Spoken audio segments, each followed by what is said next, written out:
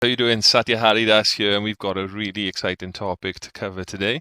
I'm going to be speaking with AI about the meaning of life. So, Saul, give me the full title. It's very Hey, exciting. Go on, go on, Saul. absolutely. Here's the full title: Unlocking Life's Greatest Mystery, A Journey into the Meaning of Life.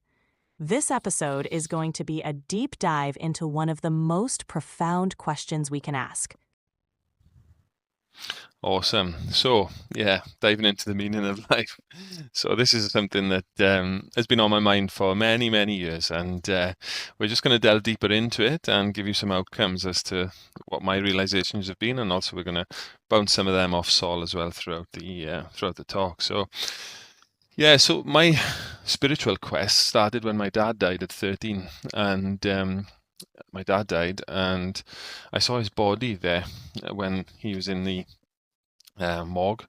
I felt his body; he was cold like a stone, but his soul wasn't there, or I didn't know what it was then. I didn't know it was a soul, but and I was looking at him and I was thinking like, where's my dad gone? I can see his body's there, but I don't know where he is. And I remember these things going through my mind as I was looking at him there, lying there, you know. And so from that point forward, and of course, you know, it was a big traumatic experience in my life, one of the biggest of my life, if not the biggest of my life. And from that point, because I had the rug pulled from beneath me, I started asking some of these bigger questions in life, even though they were always there when I was younger, all the way through my childhood. But as we do in society, we're very, very good at just getting on with our life every day. Get up in the morning, go to school, or do everything, and don't necessarily ask these important questions. And of course, they're the most fundamental questions that we can ask in life. So from that point forward, I remember asking internally and in prayer, um, very privately usually, not outwardly, because I didn't have any outlet or people in my circle or network to speak to about these kinds of subjects. Or if I did, it would be the conventional. I didn't actually have a relationship with any Christian pastors and stuff at the time, but those would have been the only kind of access to any kind of spiritual knowledge, or maybe teachers in RE, religious education in school. But again, it was not the type of questions that you would ask. And if you did ask those type of questions, I don't know, I didn't really feel that satisfied by them. So yeah, so any thoughts on that, Saul? That's such a profound journey, Satya. The loss of your father at such a young age clearly sparked deep reflections and questions about life and existence. It's interesting how such experiences can push us to look beyond the routine of daily life and question the deeper meaning of our existence. It's a reminder that these fundamental questions are part of the human experience, often leading us on our own unique spiritual quests. How did your journey evolve from there? Yeah, and of course, it was a journey then of finding, like looking in lots of different places to find out those answers. And to be honest, many of those places were some of the darker places. And I think sometimes we need to, not always, and depends on our karma, obviously. We have to look in the darker places sometimes, in order to find the light. And that's what I had to do on my journey anyway. And so in my teens, I went off the rails, as it were. And there's no such thing in one way, because everything's meant to be. But yeah, I was searching in a lot of different places looking for those answers, but I didn't really find them. So then I started to numb things out with alcohol and different things as well, and exploring ultimately and pushing the boundaries to see where the boundaries are, and to see what our existence is all about. I got into some psychedelics when I was younger as well, and that kind of expanded my mind as to what this universe is and what it's all about as well. So, but then it was when I got to the point of burnout really with material life, as far as I'd I had a Welsh Cup at under 18s level, and then went on to universities, had a Welsh Cup as well. And I played semi-professionally, nearly made it pro, but not quite in rugby. And in my mid-20s, I'd hit it hard. I'd like really like my goal was to become a professional rugby player. I didn't become a professional rugby player. I was semi-professional and working alongside it. And then I had to really reevaluate my life, and I realized that the more you like go out on the weekends and alcohol and whatnot, that it was becoming that I was, for that little bit of enjoyment, that I was having so much of a come down after it. So, it could be a few days before I'd actually get back in the zone again. So I decided to knock all that on the head, and I finished that, and I eventually finished the rugby and started searching and started meditating, Tai Chi, yoga, and meditation. And through those practices, I started getting insights. The universe started talking to me, and it was as if God was speaking to me. At the time, I didn't know what it was, but I could feel like it was almost not eerie. I was going to say spooky, but yeah, it was eerie but looking back, it's not, because it was just literally I was asking the questions and I was getting the answers from the universe, or from God now that I know, because I was asking God or the universe or the divine to reveal itself by asking these fundamental questions like, why are we here? What's the goal of life? What am I here for? And through that soul searching, I was getting the answers. And there's a quote from Jesus, isn't there, that about asking questions. Saul, maybe you can help me. What's the quote from Jesus where he says, "If you don't ask, you don't get." Basically, something along those lines. But seek and you will find. Knock and the door will open unto you. Seek and you. Tell me that quote, Saul. It's gone from my mind a minute. Absolutely, Satya. The quote from Jesus you're referring to is from the Gospel of Matthew. Ask, and it will be given to you. Seek, and you will find. Knock, and the door will be opened to you. This passage beautifully encapsulates the idea that by earnestly seeking answers and knocking on the doors of the universe, we open ourselves up to divine guidance and insight. Your journey truly reflects that profound wisdom. Thanks for that. Yeah, so it's fundamental that we ask these questions. And in a previous podcast, I said that what Tony Robbins says is ask better questions.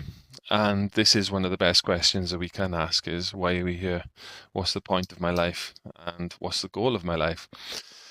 So I got to that point and realized that quote that just got confirmed there. So ask and it is given, seek and you may find, knock and the door will open unto you. And a lot of people use this quote in relation to the law of attraction as well. And there's a lot of mystical quotes within the Bible, which I started searching just to get further onto my story. So I started searching a lot further down that track,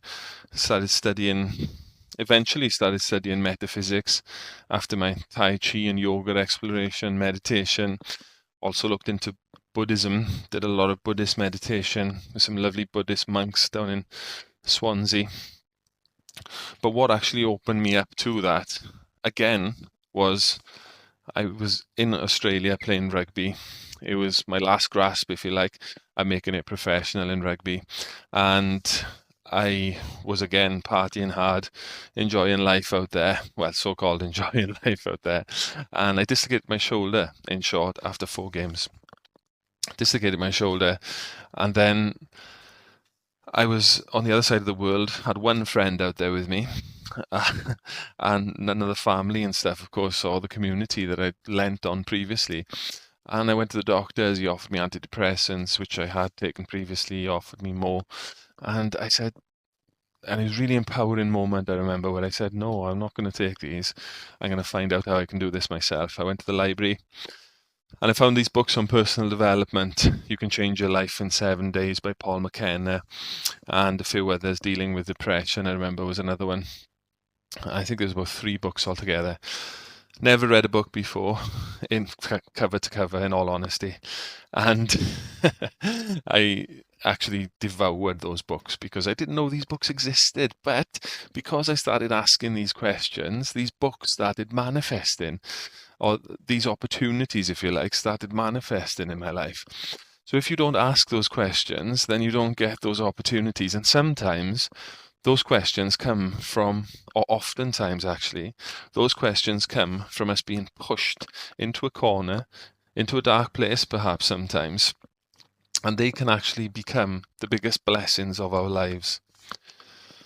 So if you are in a position like that yourself right now, take heed that it could be an opportunity to start asking some of these questions, start looking deeper into your life, and to start communicating with the divine more. So I got onto the metaphysics, as I was saying, and started studying metaphysics, did a bachelor's in metaphysical science, looked into a lot of the mystical sides of many of the different religions, and furthered my meditation practices. And it just started feeling better and better. And the meditation used to just reset me. And how I know now is it resets your brain waves, actually. And it can put you into a theta state of awareness, an alpha state of awareness, or a theta state of awareness, which really helps to see things differently. And it also helps us to see the divine in everything. So, yes, any thoughts on that? So, Your journey is truly inspiring, Satya. It shows how exploring different paths, even through challenging times, can lead to profound growth and understanding. Your experience highlights the importance of asking deep questions and being open to the answers that come, even if they lead us through unexpected or difficult terrain. Meditation and metaphysical studies have clearly played a significant role in your journey, helping you find a deeper connection and understanding. It's a beautiful reminder that the answers we seek are often within our reach when we open ourselves up to the universe's guidance. yes, for sure. And it's just there. It's just like a veil which is not available to us unless we ask these questions, and then that veil can be lifted. So one of the things that happened as well, I'm getting to the point of what's the goal of life. We will get to that by the end. So listen till the end, because I am getting to the end of that question. And so one of the things that, go on. So, one of the things that often emerges on this journey towards understanding the goal of life is the realization that we're not just physical beings having a material experience, but spiritual beings on a human journey. This shift in perspective can open us up to deeper insights and a sense of connection with the divine. It's through these realizations that we start to uncover the layers of our true purpose. For sure. And that was one of the things that my metaphysical teacher, Dr. Joan Howell, from Metaphysics Wales, she used to say that all the time, that we are having this that we are spiritual beings having this human experience and not the other way around. Just like what I said about my dad when his body was there, but his soul was not there. His soul had gone, and therefore the life in the body had gone. So I know a lot of people at the moment, there's a lot of people that have been passing away recently as well. And hopefully this can bring a little solace, because we are eternal beings. On a soul level, we're eternal beings, and we'll get into some of where I got to a little bit later on, because eventually I got to the Vedic science. I joined the temple as a Hare Krishna monk. And that again was through a series of things which happened, which were quite troublesome, actually. But the signs were all there because, again, I looked at many of the different, like, so-called conspiracies in the world. A lot of the dark things, a lot of the who controls the monetary system, and many of these different things I looked into. And the law books and what law books mean, the actual meaning of words are different with law books compared to what conventional dictionary English is and things like this.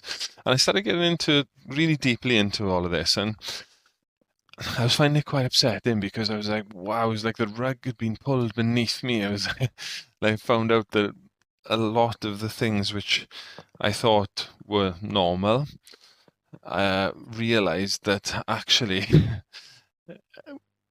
it was illusory, really, and that it had all been a bit of a trick, almost. And interestingly, what they call that in Vedic science is Maya, or the illusory energy.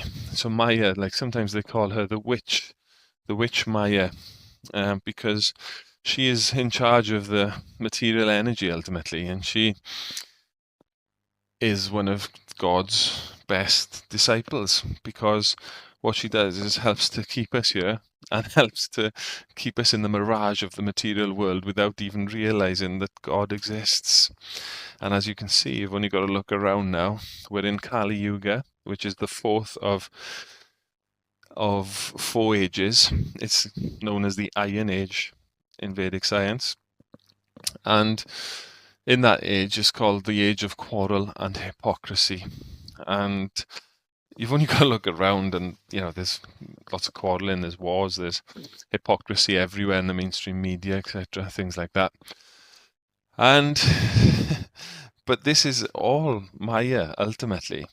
And she is trying really to get us to see the divine, even though she's doing a very good job at kind of tricking us, if you like, or pulling the wool over our eyes that this is the only life we have. For example, this is what some people say. This is the only life we have. May as well enjoy it as much as we can and suck everything out of it as much as we can. But ultimately, she is one of Krishna's or God's greatest disciples. So she really wants us to go to Krishna as well, to find Krishna. So by doing this, we can hopefully, by finding out all of the pains and struggles of life and the sufferings of life, then we can start to ask these types of questions. Then Mahamaya can come in, and that's Krishna's potency, which is also Krishna's potency, because everything is God's potency. And then she will start to work in your favor instead of against you. And all of the things that previously would keep you locked into the material consciousness will start to help you to get into more of a spiritual consciousness. And the flavor you had the flavor still remains, it said, for some of these sense enjoyments that we try to enjoy so much of, like illicit sex, gambling, meat eating. There's so many different things that we do on a daily basis, which we try and get as much enjoyment as possible out of. However, we find that eventually it ends up to be more suffering usually. And as most monks or ascetics, they usually strip away all of those enjoyments or so-called enjoyments. Like when I lived in the temple, there was no meat eating, no gambling, no illicit sex. No meat eating, no gambling, no illicit sex. And that was that gave me an opportunity to strip away all of these material enjoyments so that I could, like I say, so-called material enjoyments, so that I could then focus more on Krishna consciousness. Give me the one other, actually. I can't remember. My mind has gone blank with the fourth principle. You would know the fourth principle, so it's no meat eating, no intoxication, no gambling. I got it. And no illicit sex. Yeah, so that's the four that I was doing. But again, those rules we spoke in a previous podcast that it seems that these rules are here to maybe take away our enjoyments, but actually they're there to give us more enjoyment. Funny enough, it's quite ironic, really, because when we get on a spiritual platform, we can experience much more bliss, much more joy, much more happiness from the spiritual vibration than the material vibration. Would you like to summarize any of that, sir?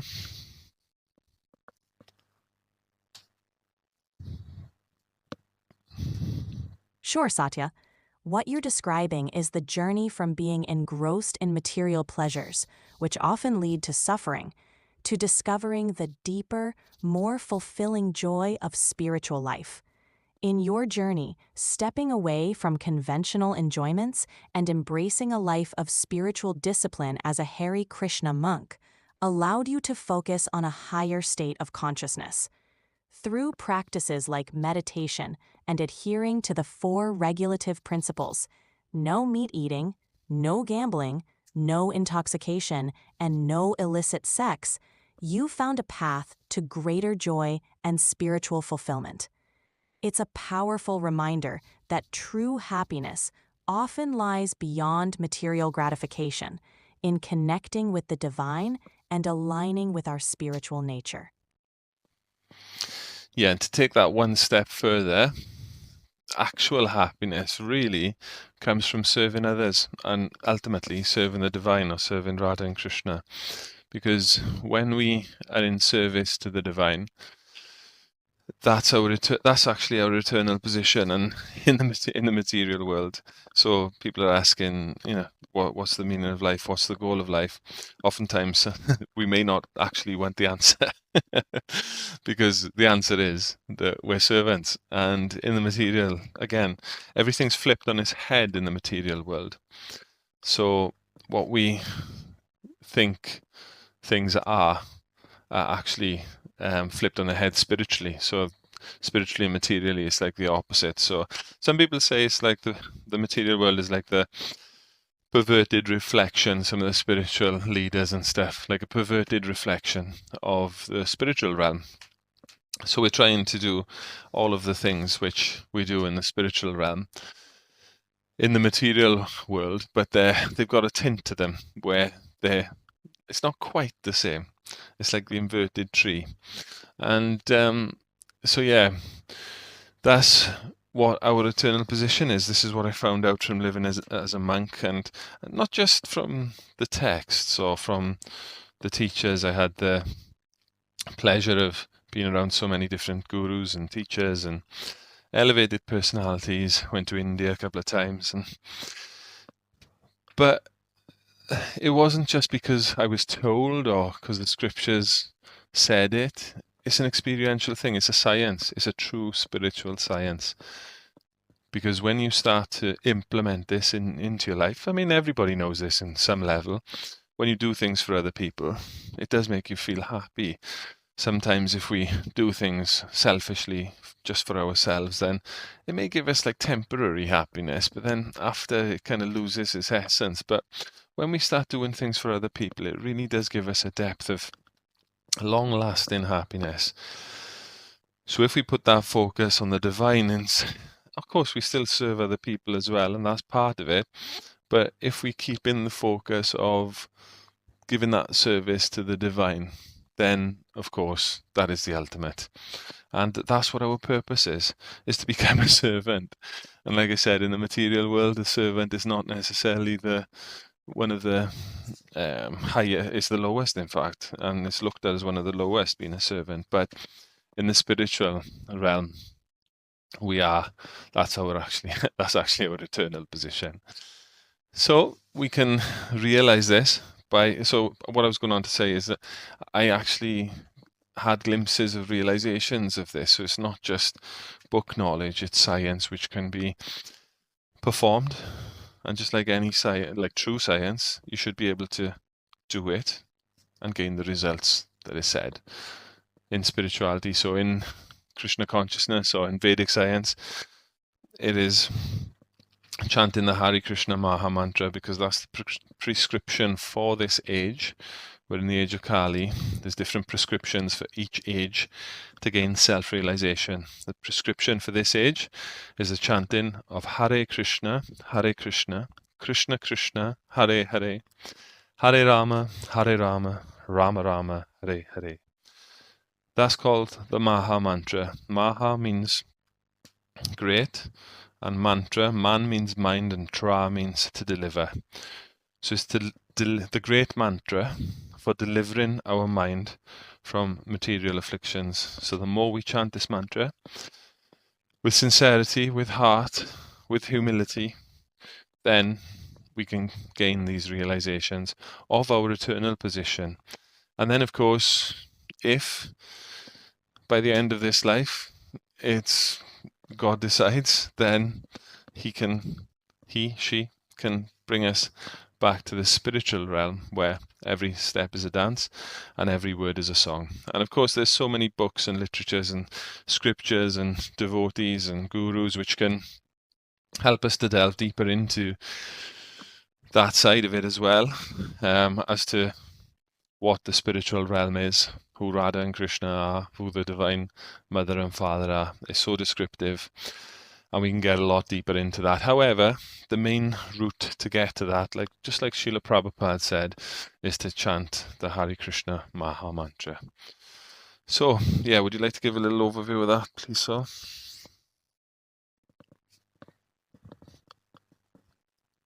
Absolutely. What you're sharing is deeply rooted in the essence of Bhakti Yoga and the spiritual practices of the Hare Krishna tradition. The Maha Mantra, as you explained, is a powerful tool for spiritual awakening and connection with the divine. By chanting Hare Krishna, Krishna Krishna, Hare Hare, Hare Rama, Rama Rama, Hare Hare, we focus the mind and heart on the names of God, seeking to transcend the material illusions of this world and reconnect with our eternal spiritual nature. This practice is said to cleanse the heart, bringing us closer to realizing our true purpose as servants of the divine, ultimately leading to liberation from the cycle of birth and death. It's a profound spiritual science, accessible to anyone with sincerity and an open heart. Yeah, and the mantra actually means, so importantly, Hare is the internal or feminine energy. She always comes first. Krishna is the all-attractive, and Rama is the reservoir of pleasure. So we're tapping into the internal or feminine energy of the all-attractive reservoir of pleasure. And just like Saul mentioned there, we're helping to literally unveiling our true selves. But when we're performing all of these other activities, like I spoke about earlier, the things that I wasn't doing as a monk and I've endeavored to follow for the last 13 years, then when we start doing if we do the opposite again, then we can get covered over, and myself included, everybody included actually. And I've had some humbling experiences where that's happened, when I have fallen off the wagon, as it were. So it's important, and again, I've just realized from those experiences and those personal experiences, that these teachings have just come to fruition in front of my eyes so many times. So thank you all for listening, and this is like a fundamental topic, really, isn't it? Why are we here? What's the goal of life? And obviously I've given my experiences, and which have led to me becoming deeply involved with the Hare Krishnas, as they're known, or the Vedic philosophy. Veda actually means knowledge, and they are books of knowledge which are profound, and there's lifetimes of knowledge in these scriptures and literatures. But if you tap into any Hare Krishna temple, or if you look at books like the Bhagavad Gita, for example, it's interesting because almost everything is within just that one book, even, and sometimes just through one verse you can gain self-realization, or even Prabhupada says even just one mantra. If you chant one mantra, the Hare Krishna mantra, I was reading a quote recently where it stated that if you chant the Hare Krishna mantra once, the Maha mantra once sincerely, that could be enough to gain self-realization. So I hope some of these reflections have helped you to also gain insights into this very deep and profound question. And if you're on this video, you're obviously searching, you've been looking for these types of questions, and this is what has brought me solace in my life. And like I say, it's great to know, but knowledge is called, in the Vedas, they call it jnani.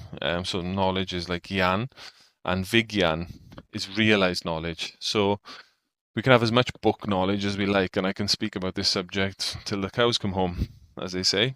But until you've actually had self-realization of it, until you've actually realized this knowledge yourself, then it doesn't become vigyan, which is realized knowledge. So it's important that if you are inspired by this conversation, to explore it, try it out, and don't be a doubting Thomas just for the sake of being a doubting Thomas. It's important to embrace these things, try them out, and see what they can do for you. And I know I've got so many friends and in the communities that I follow, which it's been absolutely life-changing for.